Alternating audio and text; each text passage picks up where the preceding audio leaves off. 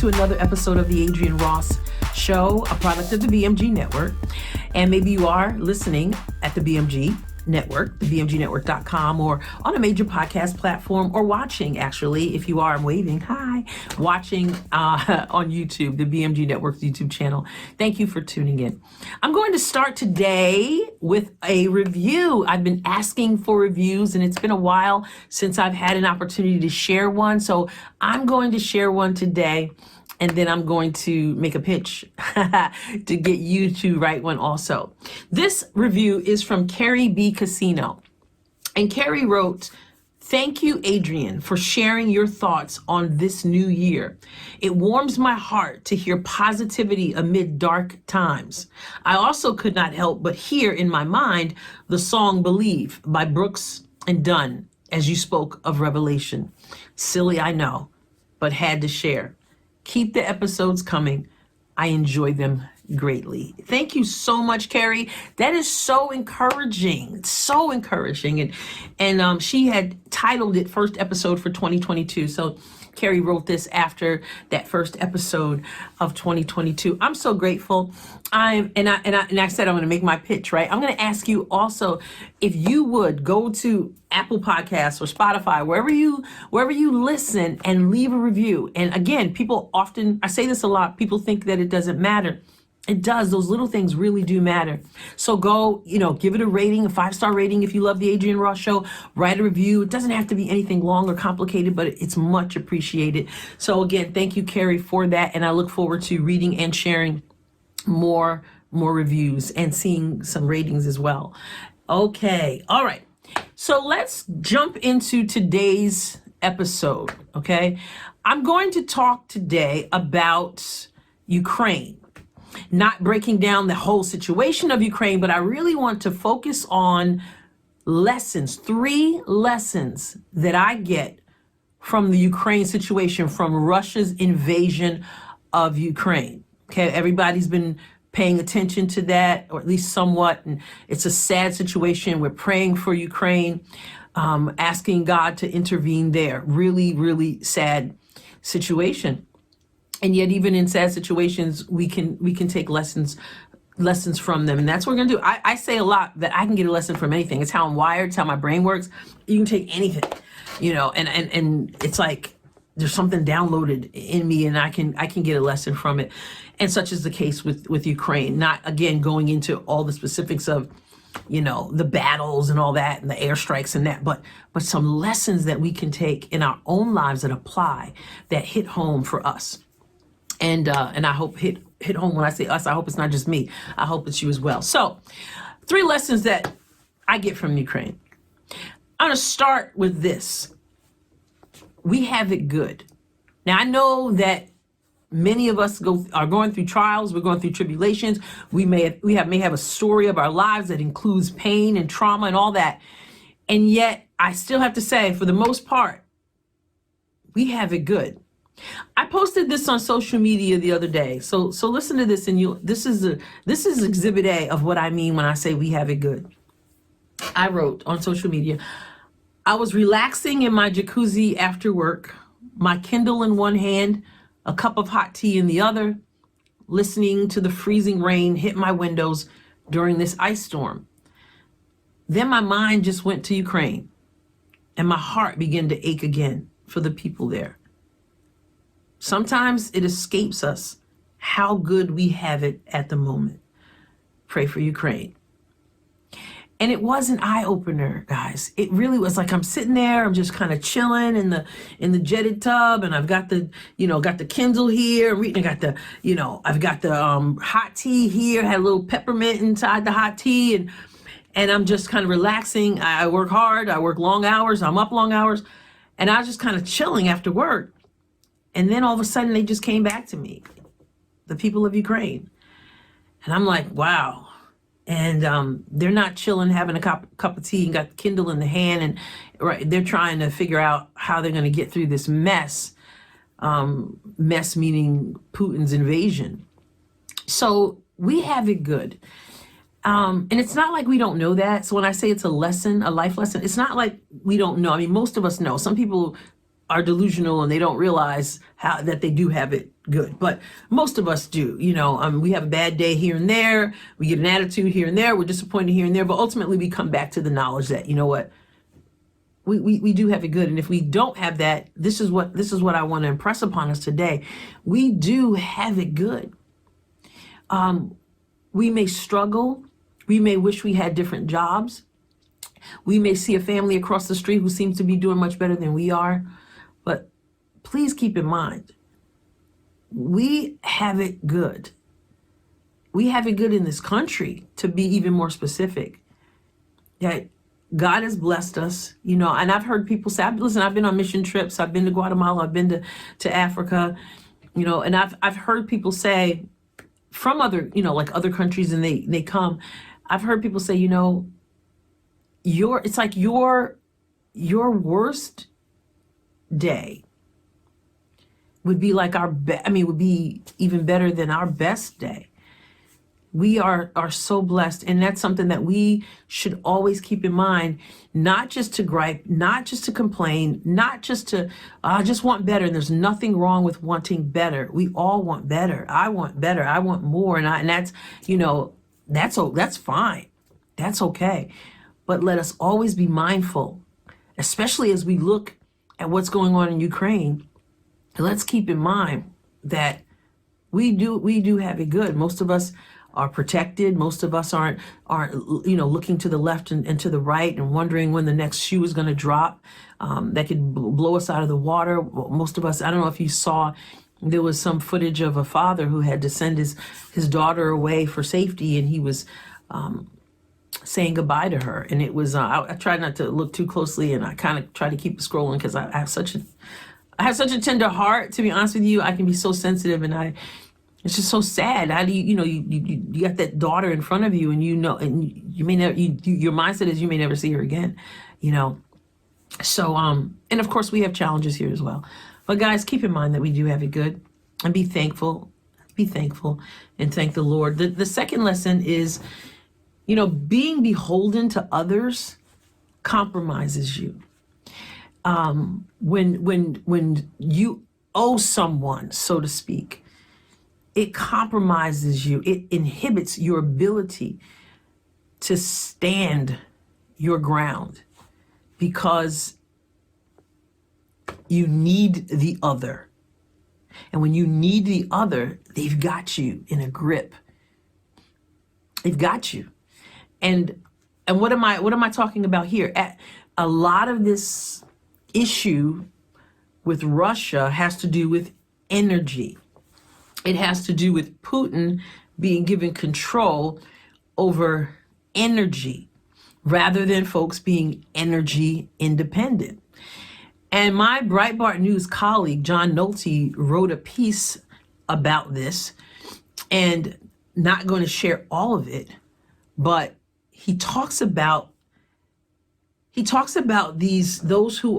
countries who are most dependent on Russia for natural gas. Listen to these percentages, okay? These are countries that are dependent on Russia for energy. North Macedonia, how much dependence? 100%. Finland, 94%. Bulgaria, 74%. Germany, 49%. Italy, 46%. Poland, 40%. France, 24%. That is mind-boggling, okay? And I don't know if you know, but even the United States relies on Russia for some of our energy, even though people have been preaching over and over, energy independence. Former governor of Alaska, Sarah Palin, always drill, baby, drill, always talking about Alaska, always talking about how God has given us resources. So why would we put our lives, our security and our prosperity in the hands of folks who don't like us?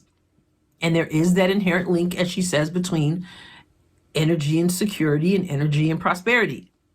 So my colleague wrote this when he gave those numbers, shared those numbers in his article. He said, so the gangster Putin invades Ukraine and says, what are you going to do about it?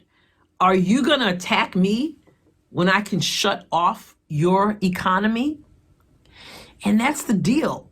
When you are beholden to something or someone, they have your economy, your prosperity, your whatever, your security in the palm of their hands. And we see this in life. We see this regularly in life. I mean, why when you owe somebody some money sometimes and you want to say something, you want to do something that needs to be done or said, but you don't because you know you owe them money and maybe they're bankrolling you. Okay? And so what do? You don't open your mouth. You don't speak up. You sit on your morals. You sit on your values because you're beholden. I believe that's probably why the Bible says, oh, no man, oh, no one, nothing. Oh, no man, anything. Okay? That's why some people stay in abusive relationships because they feel like they need the other person. Maybe the other person is the one who pays the bills. Maybe the other person is the one, who's the, putting money in their pocket so they can dress a certain way. So they endure. They say, well, I can't do it on my own. I can't go it on my own. I need this person. And so they remain in that situation, put themselves and are very often children in compromising situations because they're beholden. They're not free. Sometimes there's a secret. Somebody knows something about you and they hold it over your head, and you hold your mouth right. You keep your mouth shut. Why? Because you feel you have to, because you're beholden to. And that's really scary. And it's sad. It even reminds me when I was very young, this is kind of blunt, but I was very young. I was probably 19, maybe 20. And I remember hearing someone who was in a bad relationship. And she said that she remained in that relationship because of sex. Yeah. She said bad sex is better than no sex. I ain't making this up. And so she remained because that was being held over her head. She was in bondage to sex. And so she stayed. And so in the situation with Ukraine, as my colleague pointed out, Russia holds so much in its hands due to energy that, again, so the gangster Putin invades Ukraine and says, what are you going to do about it? Are you going to attack me when I can shut off your economy? And he knows that. He understands that. There's power in that. That's why there's been a lot of conversation the last few days about the situation with energy and more people now speaking up again about, listen, U.S., you better wake up, because energy independence is vital to our future and to our present even, but also to our future as well, which is very important. Our economy, our security, etc. That's my second lesson. Okay. And the third one, life has its fair shares of what we call suddenlies. I call them suddenlies. I mean, think about Ukraine. Think about how quickly their lives changed. The citizens' lives changed. Just like that, their life is on the line. Now, of course, if we are honest, if we are insightful, we know that life can change at any time, but it's not something that we generally keep at the forefront of our minds. We act like we're invincible. We leave the house and assume we're coming back. We go to bed, assume we're waking up, and life changes suddenly. And it's not just, whether you die or something, but in the situation with Ukraine, who would have guessed that this thing was going to turn as it did, as fast as it did? But it did. And what about us? What about our families that we think are so intact? What about our jobs that we think are so secure? What about our health that we just believe is just top notch? Well, it could be anything, but there are suddenlies. You're going along, you're walking along, you're doing, you're just living.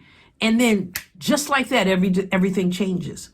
And we need to live with that mindset. And particularly as a Christian, I can say that because tomorrow's not promised and we got to stand before God, a holy God.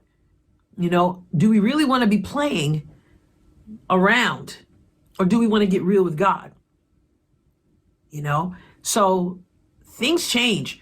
Tomorrow is not promised. I know when you're young, especially, you think it is.